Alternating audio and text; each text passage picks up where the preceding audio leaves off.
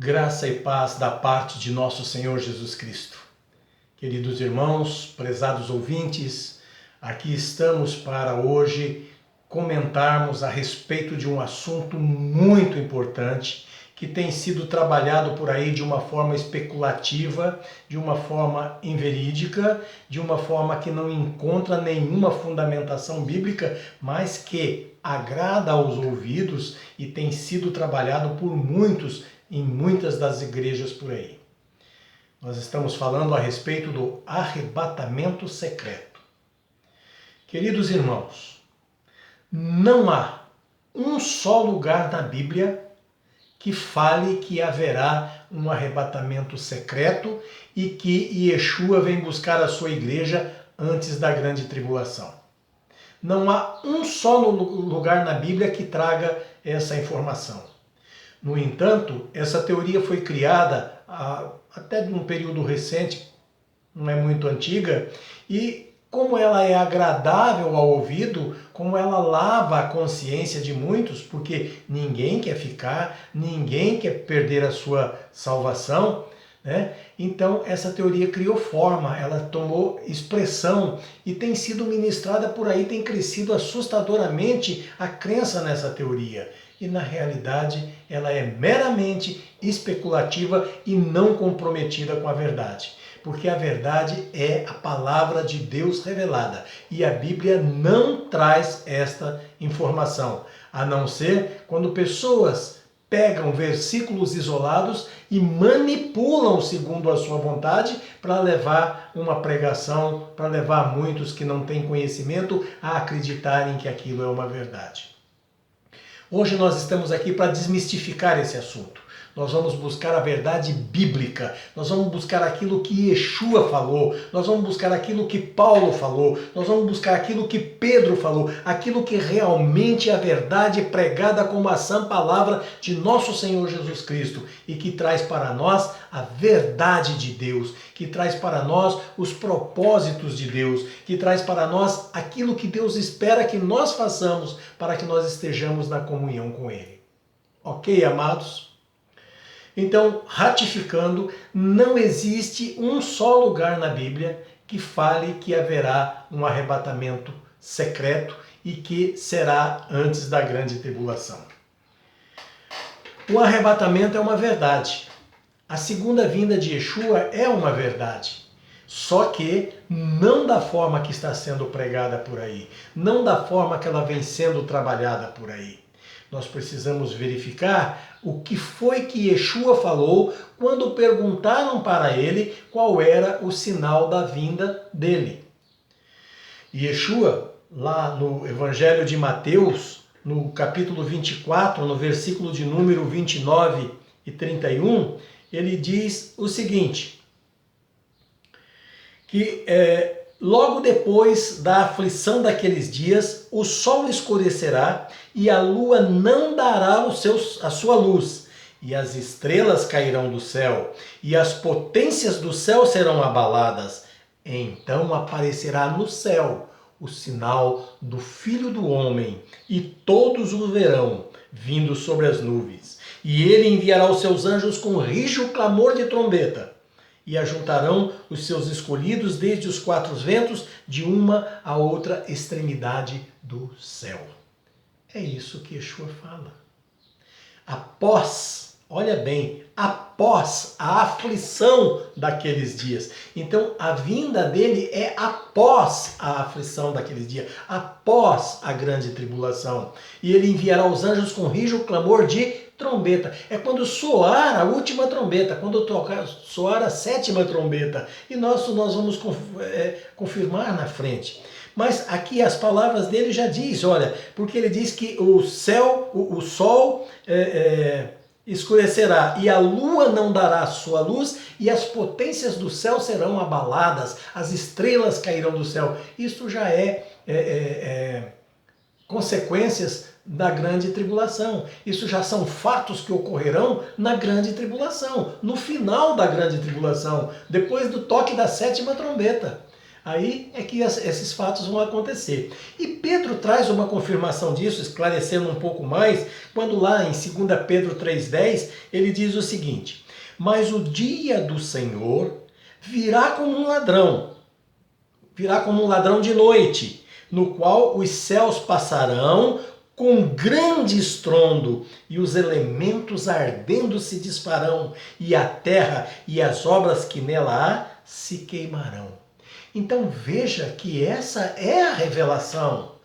São fatos que estarão acontecendo terríveis como nunca aconteceu no mundo.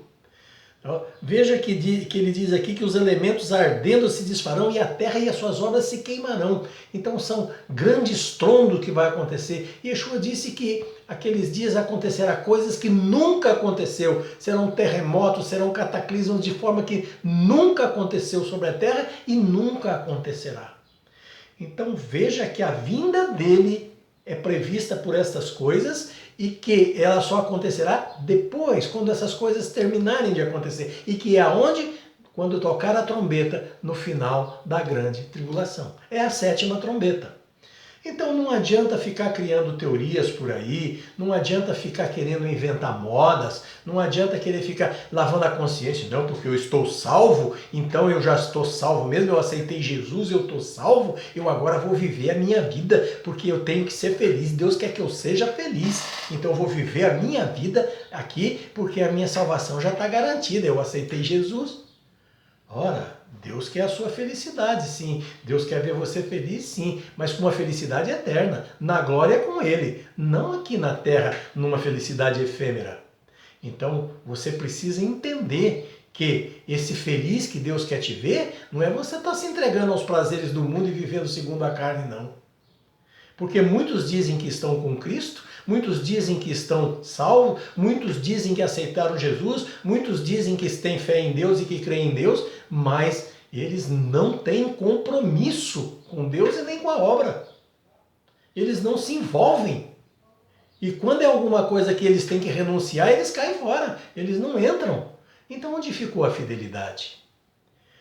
Há uma promessa sim de Yeshua de livrar a igreja de Filadélfia, a 6ª igreja, nas cartas enviadas às igrejas da Ásia, a 6ª igreja que é Filadélfia, e Yeshua fez uma promessa, por causa da fidelidade dela. Uma igreja pobre, uma igreja simples, mas fiel na palavra até as últimas consequências. Então Yeshua prometeu livrar essa igreja e todos que pertencem a ela, quer dizer, todos que comungam com ela, todos que agem da forma como ela age, né? Então Yeshua prometeu livrá-la da grande tentação que acontecerá naqueles dias sobre toda a terra. Ele prometeu livrar esta igreja da grande tentação que ocorrerá, dos momentos de grande tentação que ocorrerá sobre a terra. Só que ele não disse de que maneira ele vai livrar essa igreja. Ele não falou que era no arrebatamento. Ele não falou que era no começo da grande tribulação. Ele falou que vai livrar aquela igreja desses sofrimentos. E para ele livrar essa igreja, ele tem as maneiras dele. Só que ele não revelou de que forma ele vai fazer isso. E isso não quer dizer que seja no arrebatamento. Até mesmo porque o arrebatamento é no final da grande tribulação, quando todos que estiverem vivos já passaram pela tribulação. Todos os que estiverem vivos já passaram pela tribulação, pelas dores, pelo sofrimento, já passaram. Então aí vai tocar a 7ª trombeta e esses cataclismas ocorrerão transformando a Terra, porque a Terra sofrerá transformações terríveis. Provavelmente sairá do seu eixo, provavelmente se queimará, não se sabe exatamente como vai ser, mas vai ser transformações tremendas, até mesmo porque no final em Apocalipse lá se diz o quê? E vi um novo céu e uma nova terra, porque o primeiro céu e a primeira terra passaram e o mar já não existe. Então, nós temos aí a grande verdade, a grande revelação a respeito do arrebatamento. Cristo livrará os seus fiéis desses momentos de dores, mas não informa de que maneira será esse livramento. Então não podemos dizer que aí é o arrebatamento no início da grande tribulação. E até mesmo porque lá em Tessalonicenses 3,10, se não me falha a memória, 3,10, Paulo também fala que os tessalonicenses que são fiéis, que estão com Cristo, dando prova, passando por tribulações em nome de Yeshua, ali sem fugir da raia, eles também terão garantida a o seu livramento. E isso se encaixa quase que com a igreja de Filadélfia. Então note que são todos aqueles que estiverem com fidelidade, serão preservados desses sofrimentos. Agora, de que forma, nós não sabemos. Não é o arrebatamento. Disso temos a certeza, porque o arrebatamento só acontecerá no final da grande tribulação.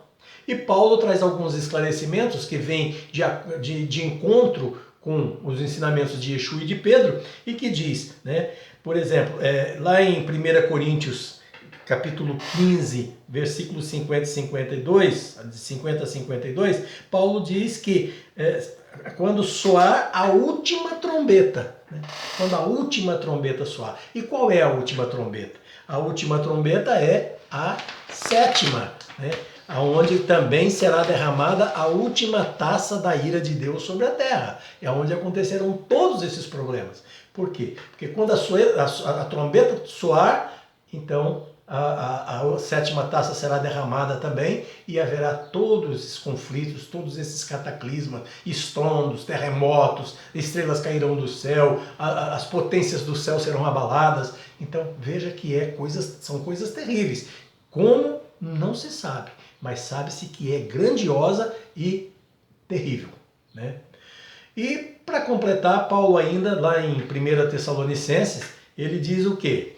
Dizemos-vos, pois, isto pela palavra do Senhor, que nós, os que ficarmos vivos para a vinda do Senhor, não precederemos os que dormem, porque o mesmo Senhor descerá do céu com grande alarido e com voz de arcanjo e com a trombeta de Deus. E os que morreram em Cristo ressuscitarão primeiro. Depois nós, os que ficarmos vivos, seremos arrebatados juntamente com ele nas nuvens, ao encontrar o Senhor nos ares, e assim estaremos para sempre com o Senhor. Amados, perceba que todo o tempo está se falando que é no final, ao som da trombeta, ao som da última trombeta, quando a trombeta soar, né, os cataclismas que acontecerão, os estrondos e tudo mais. Então, o arrebatamento, a vinda de Yeshua e o arrebatamento será no fim da grande tribulação, não no começo. Não se iluda, não fique aí iludido com pregações agradáveis ao ouvido e que não tem nada a ver com a palavra de Deus, porque não tem fundamentação para isso. Quem prega isso não consegue mostrar aonde isso está escrito, porque não existe.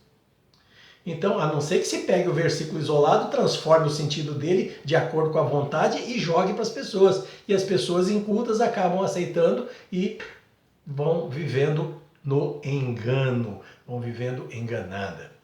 Um outro fator ainda que nos leva a ter a convicção de que o arrebatamento e a vinda de Yeshua só acontecerá no final da grande tribulação, é quando aberto o sexto selo, porque os selos são revelações de coisas que estavam ocultas.